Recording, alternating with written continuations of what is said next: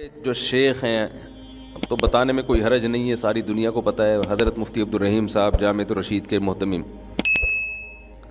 انہوں نے سرگودا کے نا ایک چھوٹے سے پسماندہ علاقے میں آنکھ کھولی، گاؤں میں میں وہ گاؤں بھی گیا ہوں، حضرت کے گھر بھی گیا ہوں، بہت ہی ایک پسماندہ علاقہ ہے سرگودا کے مضافات میں۔ پڑھائی میں بہت تیز تھے، بہت اچھے نمبروں سے پاس ہوتے تھے، وفاق میں ٹاپ کیا تھا پورے پاکستان میں۔ تو ادھر حضرت مفتی رشید احمد صاحب رحمہ اللہ تعالیٰ جو کراچی میں تھے نا، حضرت مفتی محمد تقی عثمانی صاحب، حضرت مفتی محمد رفیع عثمانی صاحب، ان دونوں بزرگوں کے استاذ تھے۔ تو ہمارے جو شیخ تھے وہ حضرت مفتی رشید احمد صاحب کی خدمت میں آ کے رہنا شروع کر دیا۔ قصہ مختصر یہ ہے کہ حضرت نے جب دیکھا کہ بھئی ان کی علمی استعداد بھی ہے، تقویٰ بھی ہے، اللہ کا خوف بھی ہے، حب جاہ نہیں ہے، حب مال نہیں ہے، تو حضرت نے اپنا نائب بنا دیا۔ مفتی رشید احمد صاحب سے بھی ہم بیعت تھے، وہ جن لوگوں نے ان کو دیکھا ہے تو وہ جانتے ہیں کہ ان کا معیار کتنا اونچا تھا تقویٰ کا، تو وہ کسی کو اتنے آرام سے بناتے نہیں تھے، یعنی اجازت بیعت نہیں دیتے تھے۔ تو حضرت نے کیا کیا کہ پھر اپنے ساتھ سفروں میں لے جانا شروع کر دیا، تو اللہ نے بڑی عزت دی۔ تو ہمارے شیخ نے بتایا کرتے تھے کہ میں جب سرگودا کے مضافات میں اپنے اس علاقے میں جاتا ہوں نا، تو وہاں کچھ دیر بیٹھتا ہوں اور یہ کہتا ہوں کہ دیکھ تو اصل میں گویا تیری اصل یہ تھی، تجھے تیرے استاذ نے کہاں تک پہنچا دیا، سمجھ رہے ہیں؟ جب انسان کہیں تک پہنچ جاتا ہے نا تو پھر اپنا پرانا زمانہ بھول جاتا ہے۔ یہ کیوں استحضار؟ تاکہ اپنے استاذ اور شیخ و مرشد کی محبت پیدا ہو کہ ہمیں تو کوئی جانتا بھی نہیں،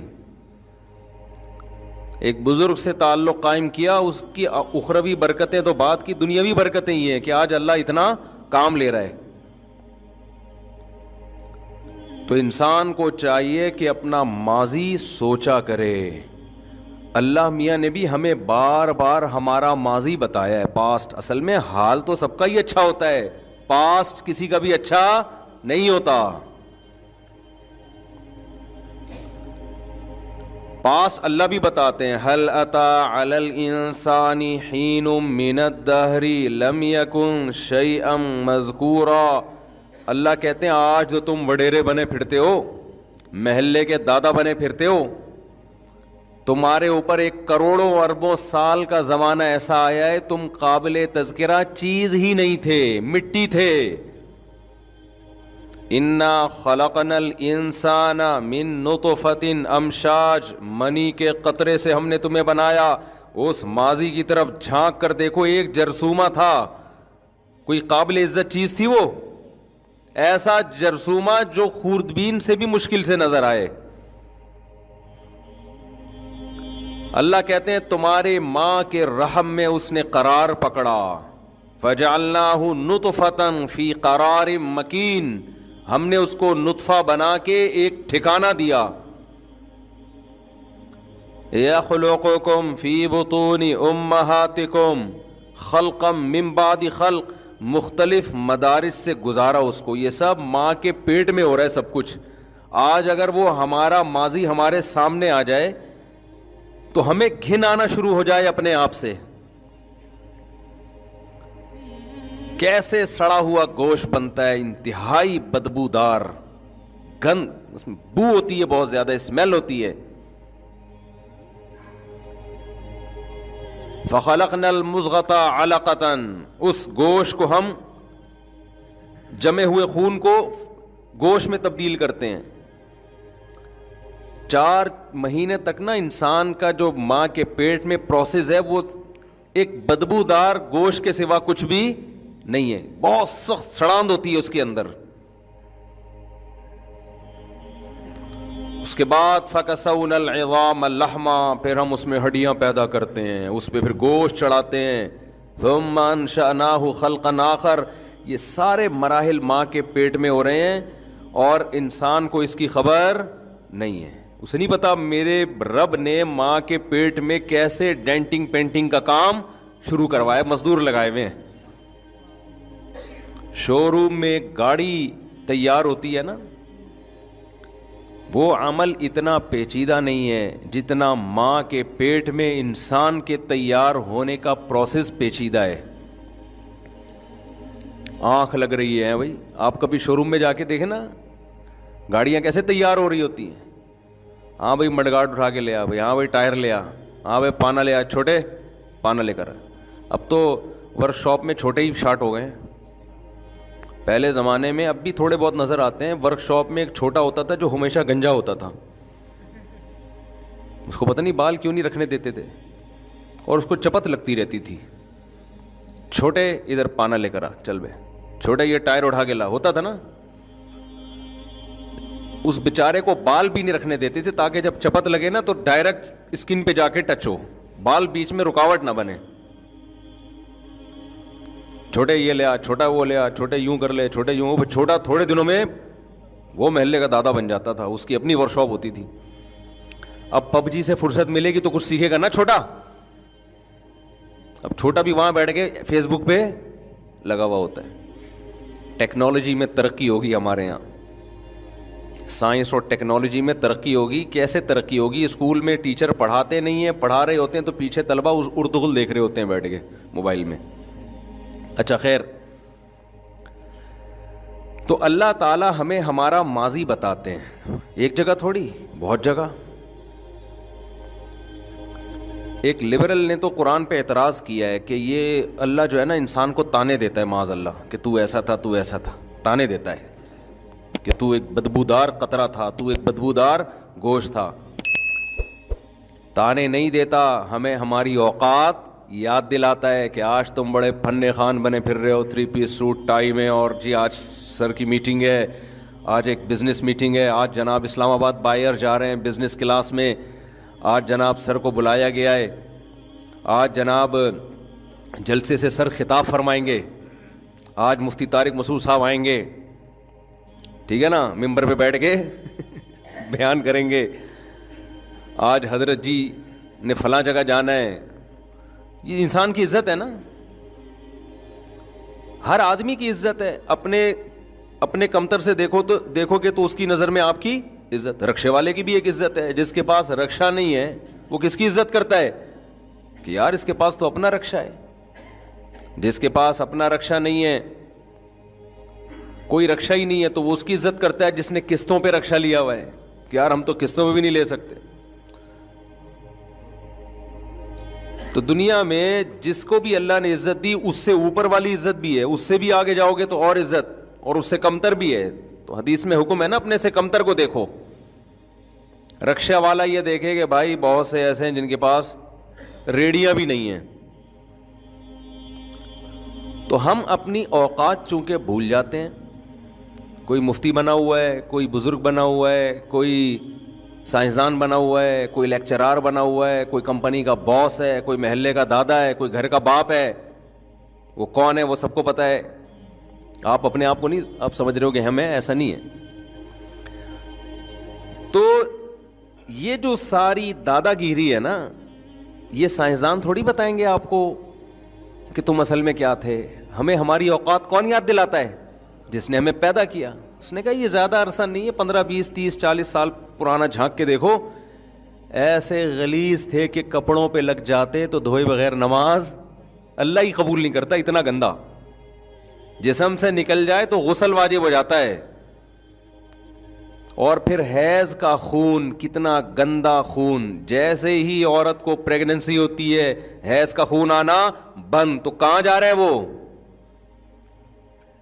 نہیں آئی بات سمجھ میں؟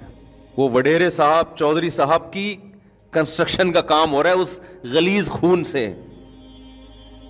ایک تو خون گندا اور اوپر سے گندے راستے سے نکلنے والا خون اور گندا. اس سے جناب وسیم بھائی کا اسٹرکچر بن رہا ہے, معذرت کے ساتھ غفار بھائی, اور نام بتا دو کوئی نئے نئے, وسیم غفار بہت ہو گئے, اختر صاحب, وڈیرے صاحب، چودھری صاحب، نام کے بجائے وڈیرے، چودھری، یہ سب ٹھیک ہے نا. سیاستدان، موٹیویشنل اسپیکر، مفتی، عالم، بزرگ. اس غلیظ اور پلید اور گندا خون آپ کہیں گے مفتی صاحب کیا قصے لے کے بیٹھ گئے. میں تھوڑی بیٹھا ہوں، اللہ میاں بتا رہا ہے بھائی، میں تو پارسل کر رہا ہوں. یہ تو اللہ میاں ہمیں ہماری اوقات بتا رہے ہیں. ہمارے پاس صرف پارسل کا انتظام ہے بھائی، ہمارا اپنا کچھ بھی نہیں. جو برگر والے کہتے ہیں نا پارسل کا خاص انتظام ہے، وہ برگر بنا بھی رہے ہیں اور پارسل کر بھی رہے ہیں. گول گپے والوں نے لکھا ہوتا ہے پارسل کا خاص انتظام ہے، تو گول گپے بنا بھی رہے ہیں اور پارسل بھی. ہم صرف پارسل کر رہے ہیں، بنا ہم نہیں رہے ہیں. یہ تو بنا بنایا قرآن جو ہے نا وہ ہم پارسل کر رہے ہیں. تو ادھر پریگننسی ہوئی، اور یہ جو کل بڑا ہو کے وہ جناب علاقے کا ناظم بنے گا، چودھری بنے گا، وڈیرا بنے گا، بزنس مین بنے گا، موٹیویشنل اسپیکر بنے گا، مفتی بنے گا، عالم بنے گا، لوگوں کو موٹیویٹ کرے گا، یہ جناب بن کس چیز سے رہا ہے؟ وہ غلیظ اور گندا خون. اللہ میاں اس کو جیسے ہی عورت کو پریگننسی ہوئی اللہ اس خون کو روک دیتے ہیں، انسان کو اس کی اوقات یاد دلانے کے لیے کہ 2 ٹکے کا ہے نہیں. باتیں دیکھو اس کی. اس لیے اللہ کو تکبر بالکل بھی پسند نہیں ہے. تکبر تکبر اللہ کو پسند نہیں ہے. اس لیے قرآن بار بار کیا کہتا ہے؟ فَلَا تُزَكُّوا أَنفُسَكُمْ، اپنا تزکیہ مت کیا کرو، یعنی اپنے آپ کو نیک ہونے کا دعویٰ مت کیا کرو کہ میں یوں میں یوں میں یوں. یہ اللہ کو پسند نہیں ہے بھائی. کوئی خوبی ہے تو اللہ کی طرف نسبت کرو بھائی، اس کی دین ہے، ہم تو بھیکاری ہیں، اس نے دے دی، جب چاہے وہ چھین لے. اتنی بڑی نعمت ہے نا. ہمارے نبی صلی اللہ علیہ وسلم کو یہ بتایا گیا وَلَئِن شِئْنَا لَنَذْهَبَنَّ بِالَّذِي أَوْحَيْنَا إِلَيْكَ، اے نبی ہم جو آپ کو علوم دے رہے ہیں اگر ہم چاہیں یہ سارے علوم آپ سے چھین لیں اور آپ پھر ہمارے خلاف کسی کو اپنا مددگار نہیں پائیں گے کہ ہم سے کچھ علم لے لیں، بالکل سب کچھ چھین لیں ہم اگر چاہیں تو. حضرت حکیم الامہ مولانا اشرف علی تھانوی رحمہ اللہ نے اس آیت کی تفسیر میں لکھا ہے کہ پیغمبر پہ کیا گزری ہوگی جب اللہ نے یہ انداز اختیار کیا ہوگا. ہے بھائی دیکھو، آپ نے کسی غریب آدمی کو بحریہ ٹاؤن میں 25 پلاٹ دے دیے، پہلے تو اس کو یقین نہیں آئے گا، کیا خیال ہے؟ پھر وہ تھوڑے دنوں جب اس کو یقین آئے گا، اب آپ اس کو دھمکی دے رہے ہیں اگر میں چاہوں تو یہ ساری دولت اس سے لے لوں، تو وہ کیا اس کے دل پہ آرے چلیں گے نا، ابے بھائی یہ کیا ہو گیا. بہت بڑا احسان جب کسی پہ کیا جاتا ہے تو واپسی کی دھمکی سے سامنے والے پر بہت خطرناک اثر پڑتا ہے. تو انبیاء کے دل میں جو سب سے بڑی دولت ہے ان کی نظر میں وہ تو علم ہے، وہ پیسوں کے عاشق تھوڑی ہوتے ہیں. تو اللہ تعالیٰ اپنے حبیب صلی اللہ علیہ وسلم کو سورہ بنی اسرائیل میں کیا کہہ رہے ہیں؟ لوگ مجھے کہتے ہیں آپ آیتوں کے ریفرنس نہیں دیتے، ہم پوری آیت پڑھ کے سنا دیتے ہیں، اور کیا چاہیے تمہیں؟ ریفرنس دینے سے زیادہ مشکل ہوتا ہے پوری حدیث عربی میں یا آیت پڑھ کے سنا دینا. وَلَئِن شِئْنَا لَنَذْهَبَنَّ بِالَّذِي أَوْحَيْنَا إِلَيْكَ، اگر ہم چاہیں، لام تاکید کے لیے، نون مشدد بھی تاکید کے لیے، ہم چاہیں تو ضرور بھی ضرور جو علم ہم آپ کو دے رہے ہیں سارا کا سارا آپ سے چھین لیں. ثُمَّ لَا تَجِدُ لَكَ عَلَيْنَا نَصِيرًا، اور پھر اپنا آپ کسی کو مددگار بھی نہیں پائیں گے ہمارے خلاف کہ ہم سے تھوڑا سا بھی علم چھین کے دکھا دے وہ. تو حکیم علماء نے لکھا کہ پیغمبر صلی اللہ علیہ وسلم پہ کیا گزری ہوگی نا، لیکن اللہ نے اگلی آیت میں اپنے حبیب کو تسلی دے دی، اِلَّا رَحْمَةً مِّن رَبِّكَ، مگر تیرے رب کی تجھ پر، بولو کیا عجیب انداز ہے اللہ تعالیٰ کا، اِلَّا رَحْمَةً مِّن رَبِّكَ، مگر تیرے رب کی تجھ پر رحمت ہے، اِنَّ فَضْلَهُ كَانَ عَلَيْكَ كَبِيرًا، پھر اللہ خود کہتا ہے کہ واقعی تیرے رب کا فضل تجھ پر بہت زیادہ ہے، تھوڑا نہیں ہے. اتنا فضل ہے کہ اتنے علوم دیے اور چھینتا نہیں ہے.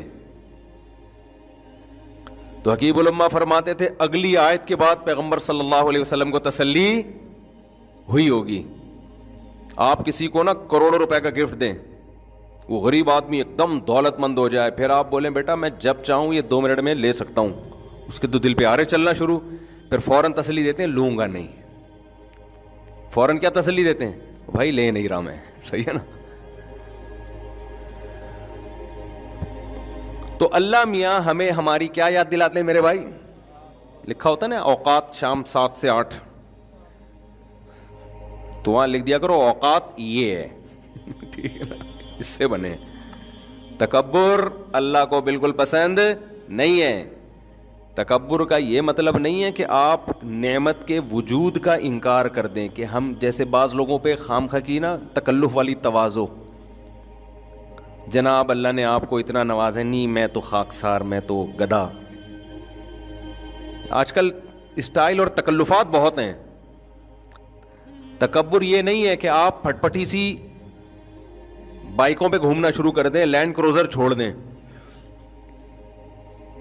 سمجھ رہے ہو. جو چیز تکبر ہے اس کو تکبر کہا جائے گا, جو تکبر نہیں بے وقوفی ہے اس کو کیا کہا جائے گا, اس کو حماقت اور بے وقوف. میں خاکسار, تو ایک دفعہ الو کا پٹھا ہی کہہ دو اپنے آپ کو. وہ ایک صاحب جا رہے تھے نا سفر میں, پوچھا آپ کا نام کیا, انہوں نے کہا کلب حسین, حسین کا کتا.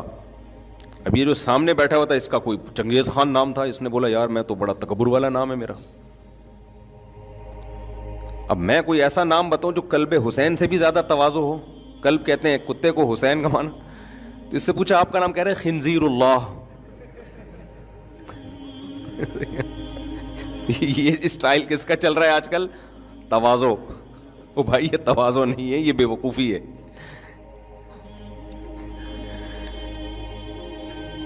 تو تکبر یہ ہے, حدیث میں آتا ہے بطر الحق, اپنے آپ کو انسان اتنا فنٹر سمجھنا شروع کر دے کہ آپ کو ایک بات بتائی جا رہی ہے کہ یہ غلط ہے, لیکن آپ اپنی انسلٹ محسوس کر رہے ہیں اس غلط کو غلط ماننے میں. آپ کو کہا جا رہا ہے کہ محترم آپ نے یہ غلط کیا ہے, آپ کو بے عزتی محسوس ہوتی ہے. میں کیسے غلط ہو سکتا ہوں بھائی, کیوں نہیں ہو سکتے, تم کیا مریخ سے آئے ہو؟ ہر انسان سے غلطی ہو سکتی ہے بھائی. کلکم خطاؤن, ہر شخص خطا کار ہے. اجتہادی خطائیں تو پیغمبروں سے بھی ہوئی ہیں, تبھی تو پیغمبروں کو حکم ہے کہ مشورے لو. پیغمبر سے گناہ نہیں ہو سکتا, رائے اور سوچ میں خطا ہو سکتی ہے, بشر ہیں. تبھی تو حکم دیا وشاورہم فی الامر, اے نبی آپ ان سے مشورہ بھی لیں. مشورہ کیوں لیں؟ اپنی رائے پر کلی اعتماد بولو نہ کریں, آپ مشورہ لیں ان سے. آپ مشورے سے کیا ہوگا, ہو سکتا ہے کچھ اس کام کے منفی پہلو ہوں جن کی طرف آپ کی توجہ نہیں ہے, تو وہ منفی پہلو سامنے آ جائیں گے مشورے کے بعد. سید الانبیاء سے زیادہ ذہانت کس کے پاس ہو سکتی ہے؟ انہیں حکم دیے جا رہا ہے کہ رائے میں آپ خود مختار نہ ہوں. آج ہماری اور آپ اپنی حالت دیکھو, جو رائے ہم قائم کرتے ہیں ہم سمجھتے ہیں یہ آسمان سے وہی بن کے نازل ہوئی ہے, اس کے سوا کوئی غلط ہو ہی نہیں سکتا. سیاست میں بھی ایسے ہی ہے, میرا لیڈر آب زمزم سے نہایا ہوا, جو اپوزیشن ہے وہ جہنم میں جب تک نہیں جائے گا. اس کے اپوزیشن کے ہر الٹے کام کی توجیہ کہ یہ حضرت جی نے قوم کے وسیع تر مفاد میں یہ الٹا کام کیا ہے, لہذا یہ فی الحال سیدھا ہے. اور اپنا والا جو ہے نا حضرت جی, اس کے ہر الٹے کام کی لاجک تلاش کر کے اس کو کیا کرنا, سیدھا. اور دوسرے والے کے ہر اچھے کام کو گھما پھرا کے الٹا. وہ اچھی بات بھی کر رہا ہے, ایکچولی اصل میں تو امریکہ نے بولا یہ اچھا کام کرو. یہ سیاسی تبصروں میں اور ہر چیز میں نا اعتدال والی رائے, کہیں بھی آگے نہ جائیں, کیونکہ ہمارے پاس ہم جو سورس آف نالج ہے نا وہ بہت محدود ہوتی ہے. ہمارے پاس جو نالج کے ذریعے فیس بک ہے, یوٹیوب ہے, یا صحافیوں کے تبصرے ہیں, یا اخبار ہے, جو خود مبتلا ہوگا ہم اس سے تھوڑی ملے ہوتے ہیں کہ یار ذرا آپ بھی بتائیں کہ آپ نے یہ جو حرکت کی ہے اس کی وجہ کیا ہے. ہو سکتا ہے اس کے پاس اتنے دلائل ہوں. تو کسی ادارے کے بارے میں بھی نیگیٹو رائے مت رکھو, کسی ادارے کے بارے میں بھی. اور کسی شخصیت کے بارے میں بھی جب تک 100% آپ کو یقین نہ ہو جائے، ورنہ چپ رہو. چپ رہنا تو آتا ہی نہیں ہے نا، مسئلہ سارا ہی ہے.